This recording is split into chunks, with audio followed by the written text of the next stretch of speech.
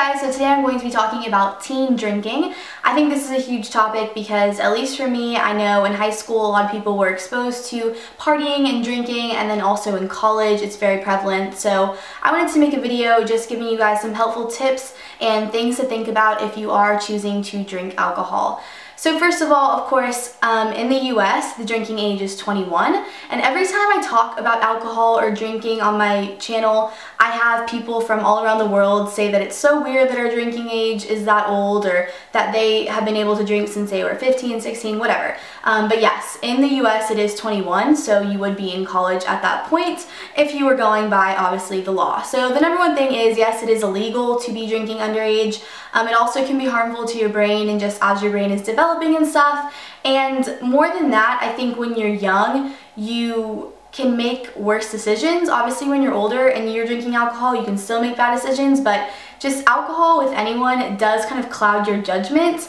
And I at least know people that have done things while they were drunk that they would have never done while they were sober. So first of all, I think the number one thing is just be educated and be careful. If you are at a party and someone offers you something to drink, I haven't really heard of people getting like roofied or getting stuff put in their drinks at like a high school party, but I know at bars and clubs it's very unsafe to take a drink from someone that you didn't see them make or that you didn't see them buy, because people could slip something in it.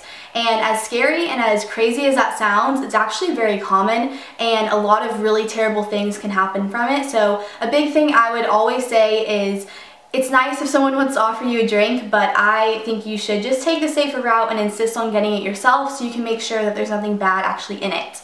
Beyond that, if you are pressured to drink or offered a drink and you don't want one, there is nothing wrong with saying that, you know, hey, I'm good right now, or hey, I'm gonna drive tonight, so, you know, I'm gonna pass on the beer. Like, there literally is nothing wrong with that, and I think in movies they kind of portray it like you have to drink and everyone's gonna think you know, you're weird if you don't, but literally I have never seen anyone at a party that has denied drinking and has been made fun of or pressured or whatever. I think you may have internal pressure, feeling like, oh, everyone else says it's so fun, so maybe I should try it, but I really haven't come into contact with someone actually giving someone else a hard time for not wanting to drink, if that makes sense. The next thing I would say is know your limits, and that can be pretty hard if you have never gotten drunk before or you have never tried alcohol before.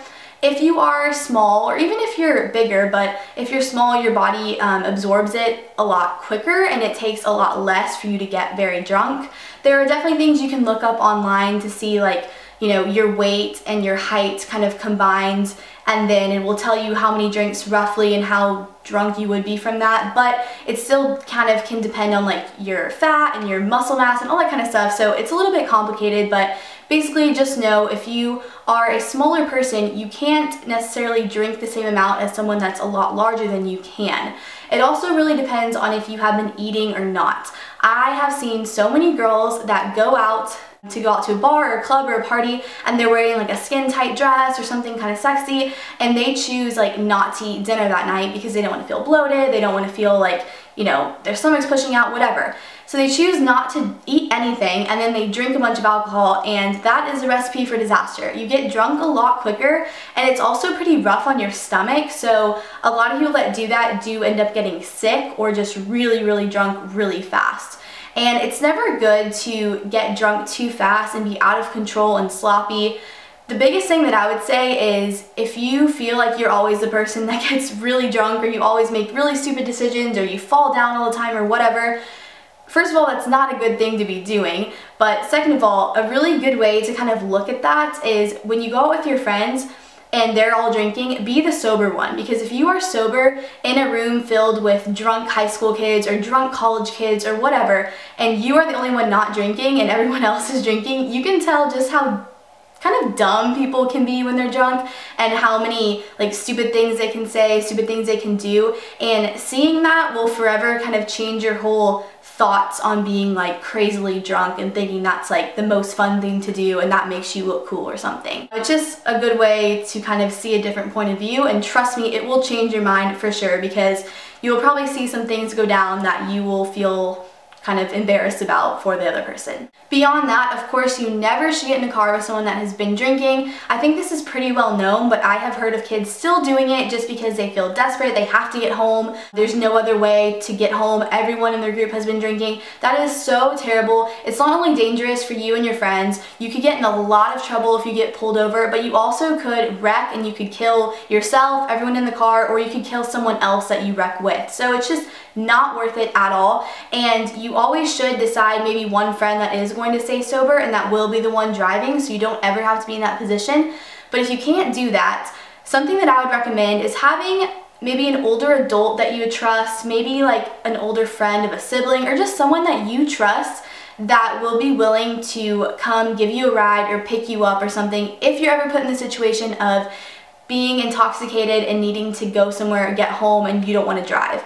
I know, at least in my personal experience, I had a babysitter and I also had a family friend tell me just privately when I was, I don't know, probably like 15, 16, they said to me, "Hey Megan, just so you know, if you ever are in a position of being drunk or you're with people that are drunk and you have no way to get home and your only option is to drive or drive with people that have been drinking, call me. I don't care what time it is. It can be 3 in the morning, it can be 5 in the morning, it can be midnight. I don't care where you are. I don't care if you're an hour away or you're 10 minutes down the road. Call me. I will come pick you up, take you home, and I will not tell your parents. I won't ask you questions, but I just want you to know that I will not let you, I guess, make a bad decision because you have no other option." And that is just something that when I was that age, I guess I didn't realize how special that was, but now that I'm getting older, I know that if I ever have kids or I'm ever around like young people as an adult, I'm going to say that for someone else, because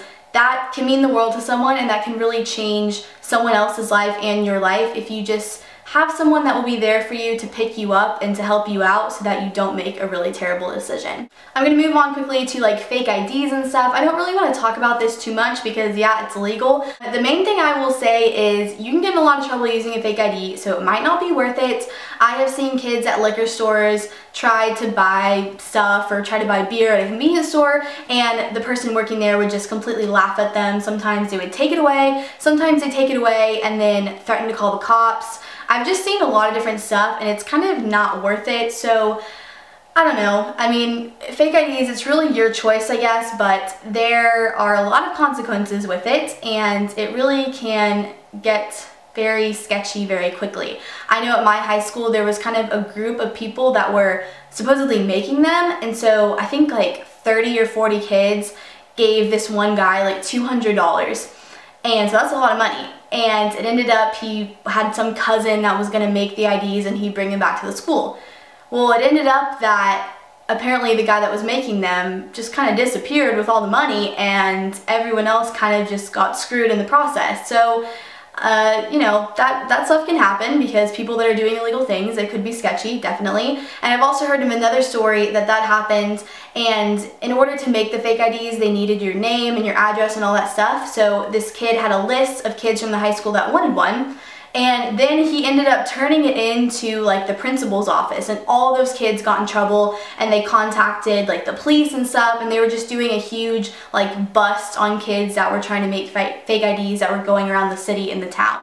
As far as how people act when they're drunk, what they say, if I think it means anything, if I think drunk words are sober thoughts, I don't know. I have had really interesting instances of people maybe say something really mean or really nice when they're drunk, or do something really mean or nice when they're drunk, and I kind of just feel like it's not attractive to not be able to hold your alcohol, and it's definitely not attractive to not be able to remain the same person. So if you are someone that gets out of control and you say and do things that you don't mean when you're drunk, you probably shouldn't be drinking that much, and just know that other people remember whatever you said or did, even if you may not, from the night before. So if you happen to have any thoughts, concerns, or opinions on this, leave them down below. Like I said, the main point of this is to not promote teen drinking. It is legal, although I do think it happens so often that it's good to at least be knowledgeable about it so that you can make sure that if you are going to do it, you are not being harmful to yourself or to others, because a lot of crazy things can happen and you just need to be prepared. So if you have any specific requests about teen drinking, or if you want me to share certain stories or certain experiences or whatever, leave them down below and I could do that for the next video. So I'll see you guys later. Hope you enjoyed. Like I said, not promoting it, but just know that I am not judging you, and if you have a question or something you need to talk about, you can definitely let me know and I would be happy to help you out. Bye everyone.